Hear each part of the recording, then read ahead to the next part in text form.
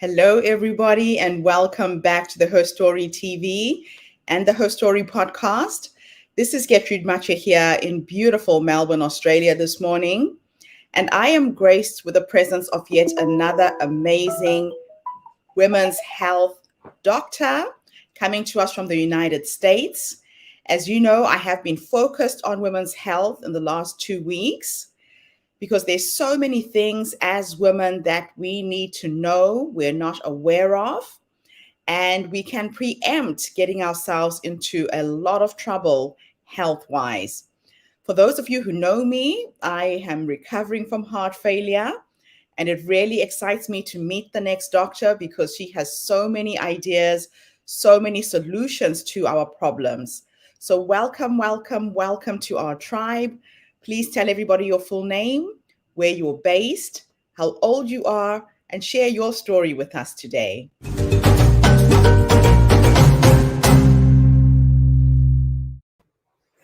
Hello, my name is Dr. Ashley SImmons. I'm a non-invasive cardiologist based in Kansas City, Kansas. I'm 46 years old, and I've been practicing in cardiology for 11 years and been the director of our Women's Heart program at the University of Kansas Health System. And in that time, I had so many women coming and complaining to me about undergoing stress testing, particularly exercise stress testing with echocardiograms. And their complaints ranged from they were really coming in planning on doing an exercise treadmill study and are told to really undress from the top down, and a thin gown is put over them. The electrodes are placed incorrectly on the chest wall just because breast tissue overlies the heart directly. And then they're told to walk on a treadmill at an incline until they hit peak exercise and then transfer to a table so we can acquire images. Well, the women were horrified. Some of my patients refused to do this study because they may be doing it in front of two men. So I had always thought of the exercise stress echo from a physician perspective, and I knew there was problems with that study for women because the electrode misplacement. And we saw a lot of EKG lead artifact, which would make the test non-diagnostic. But hearing it from the patient perspective, I realized that we really have a lot of issues with getting this study done. I didn't want any more barriers to needed diagnostic testing for women. So I investigated this further and came up with a solution called CardioBra. I worked with our sonographers and our patients and did surveys and got feedback, and we went through many prototypes, but developed a stress test garment, which is a sports bra with integrated EKG leads designed to minimize EKG lead artifact, improve EKG lead adherence, but also provide the needed comfort and modesty that the patient needs.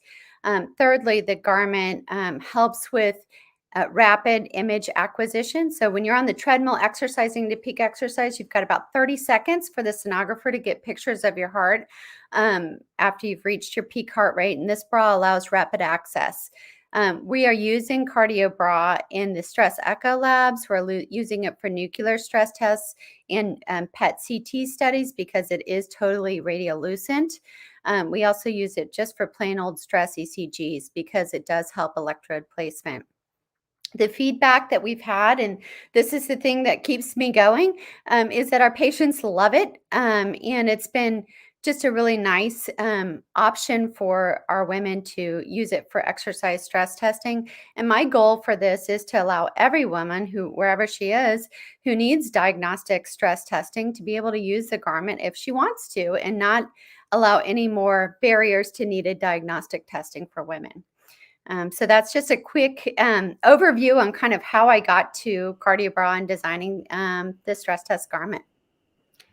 It's amazing how we need more women to be working in these areas to look after our needs. I can imagine how uncomfortable, how embarrassing it would be if you had to do the stress test exercises without that protection. Now, how accessible is this CardioBra? Is it something that's available? Is it just in the United States? Is it international? Well, we're working on international distribution. We can sell internationally. I just don't have it. Our international distributors are Henry Schein. And then we also sell through a group purchasing organization called Premier in the United States. We also sell directly to hospital systems just through cardiobra.com. Okay, so this is something that a hospital or a medical center would have to require or ask for. It's not something that's available to individuals, correct? That's right. The hospital provides it for their female patients. Okay, fantastic. Now, I know you are a non-invasive cardiologist.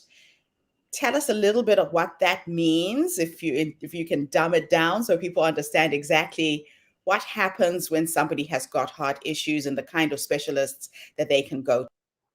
Yes. So I'm a non-invasive cardiologist. So I see patients in clinic. And so if you came in with chest pain and you may say, I've been having shortness of breath or chest pain, or I've been passing out, I'd be one of the people you would talk to, a non-invasive cardiologist. I also read imaging. So I read our echocardiograms, I read our CAT scans of your heart. We have different ways of imaging the heart. So we read MRIs, CAT scans, nuclear stress tests. These are all different ways of looking at the heart. And I'm involved with all of that imaging at our institution. I also train our fellows, which are basically internal medicine doctors that are training in subspecialties to become cardiologists. I also see patients in rounds. So if you were a patient coming in with chest pain, for instance, I may say you need a stress test, and you would undergo one of the types of stress tests depending on, kind of what risk factors you have or what type of chest discomfort you have, how suspicious things are. And that stress test may lead down the road to a more invasive study. So when like a heart catheterization or a hospitalization or even surgery for a valve or for bypass surgery or stent or something like that. A non-invasive cardiology just means that I read the imaging, but I don't do any of the heart caths or bypass surgery or anything like that. I'm really on the diagnostic part of cardiology. Cardiology has multiple subspecialties now.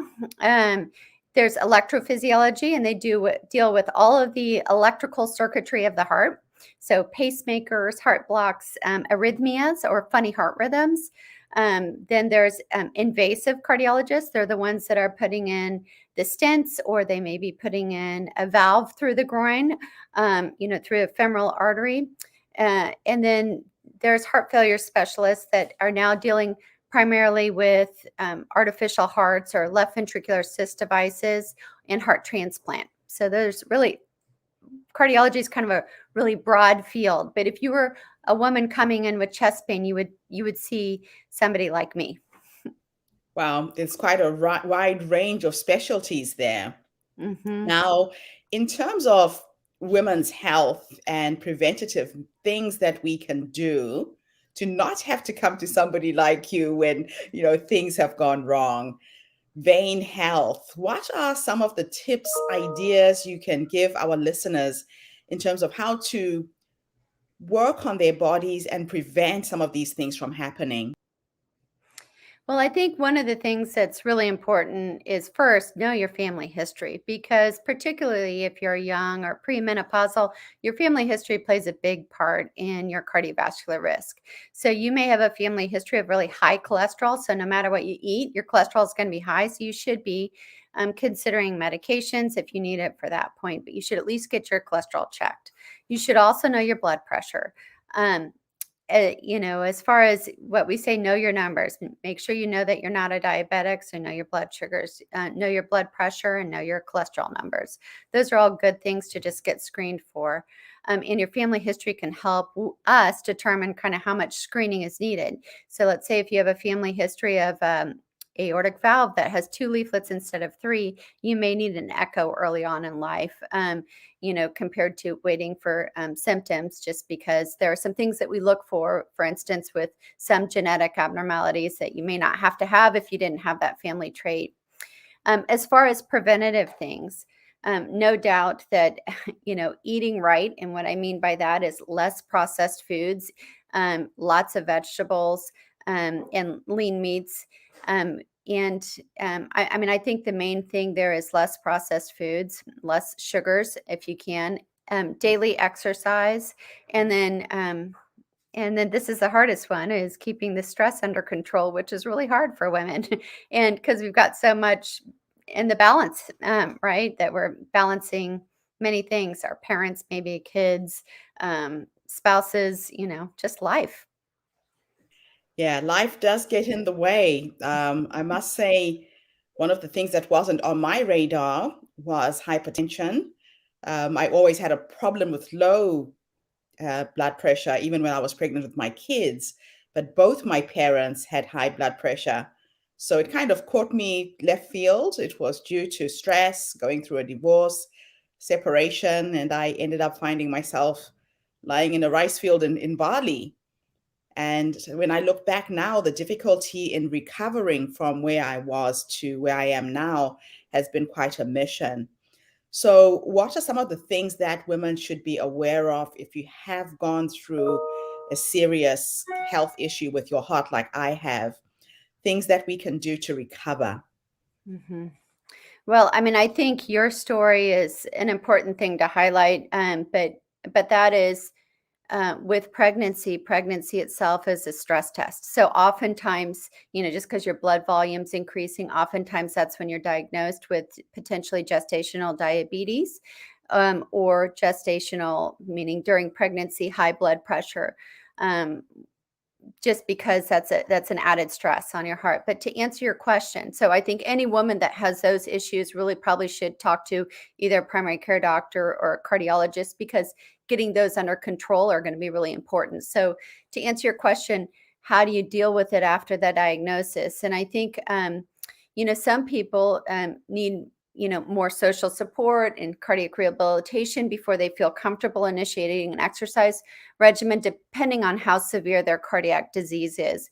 So anyone who's had a heart attack or valve surgery or bypass surgery, we always recommend cardiac rehabilitation, just so they can learn more about their warning symptoms, that we can monitor their rhythm and things like that. So that's more of somebody like you who was hospitalized.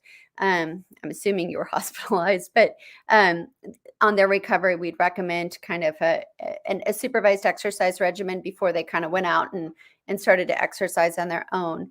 One of the things that I always say is, with the diet is, in particular, watching your salt intake, particularly if you had heart failure due to high blood pressure. One of the first things you can do is really reduce your salt to less than 2,000 milligrams a day, because water follows salt. And if your body can't handle it by getting rid of the extra salt, and water follows it, it's going to build up in your lungs. It's going to contribute to shortness of breath. It's going to contribute to higher blood pressure.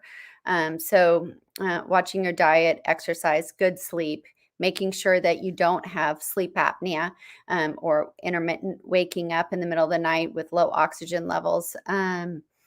And I think following the directions of your physician and taking your medicines regularly. If you're prescribed medicines, that's one of the things that we see on people who have heart failure. One of their most common reasons to come back to the hospital is because they just weren't taking their medicines or didn't understand the importance of it. That's really good. Yeah, I did end up with sleep apnea. All of those, I can tick literally every single box. Now let's go back to the CardioBra. This is a really fascinating thing. Women in tech are challenged when they come up with creative, innovative ideas.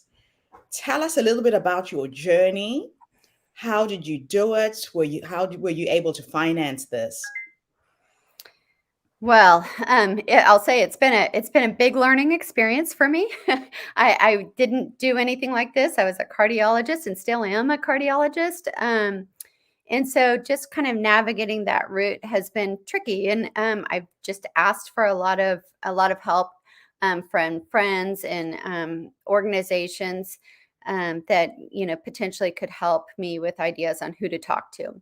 So the process really started. I spoke with our something at our health system called Innovation Central, and it was a new innovations program really geared towards new healthcare innovations. And so I submitted my project, and I was one of the winners early on. And so they really helped with the intellectual property and getting the patent and trademarking completed. And they introduced me through the health system to potential investors locally. And this was the hardest part for me, is navigating that part. Like, who do you know, how much of your company and your idea do you give up for what amount of money, and what's it worth? And anyway, I learned a lot in that process. And right now I'm still learning, let me put it that way. But I funded it initially just with my own savings. I ended up declining funds initially because I felt like they wanted so much of the company, and it would have been something that I wouldn't have been able to maintain as much decision-making capacity as I wanted, and something that I'd spent so much time and effort on. But that's going to be different for everyone. And you may need funding early on to be able to grow faster. I mean, one of the things that funding yourself is, your own project, is it makes you really careful on what you're spending money on. So it makes you a little more frugal. So that may be a pro or a con, but it also makes you a lot more invested in the success of your product. So that's kind of how I started. But everyone probably is going to start differently depending on, what they need. Okay, so if you could go back to the younger you, that young woman who had this amazing idea. A lot of times women come up with ideas and then they think, oh, I don't have the money. I don't think this will really work. I don't have, and we hold ourselves back. If you could go back to that young inventor who had this amazing idea and give her 3 nuggets of wisdom based on what you have learned to get to this point, to get your product to market, what 3 pieces of advice would you give her? I think the first one would be, don't be afraid. You've got to just give it your best shot and go from that. And don't live with regrets. You're going to make some mistakes. Everyone does. And I think the third thing is, you really have to believe in yourself. And if you believe that you've got a product that's going to help someone else, and that you see a big need for it, then go for it at all means. Because you know what, the best thing for me, it may not be the most financially successful thing for me at this point, but I'll tell you, every woman that I see that says thank you when I walk by and they're getting their stress tests and they have a big smile on their face, that's worth it to me. So the 3 things were, don't be afraid, believe in yourself, and don't live with regret. Fantastic. Now, how can we help you get your product out internationally? As we're speaking right now, I can see some of my friends who are from the UK, from New Zealand, Australia, are all tuning in and listening. A lot of women are already going down this path. They are either recovering from heart failure, they're having to see a cardiologist for something in their practice where they're being helped. How can we help you get this product out internationally right now? Well, I would love help from any ideas, but really with talking to their hospitals about starting to order and carry CardioBras for their female patients. I do think it's a win-win for the hospital, because I think patient satisfaction improves. I think we get better stress test results and less need for retesting. So yeah, it's getting the word out to other hospitals to purchase this for their female patients. That would be the best. Fantastic. So I believe in women collaborating, uplifting each other. When someone like you has come up with an innovative piece of technology that helps all of us globally, I think it's our responsibility to help you get it out there. So I'm calling on all of my listeners, please pay note of the website address at the bottom of the screen, cardiobra.com.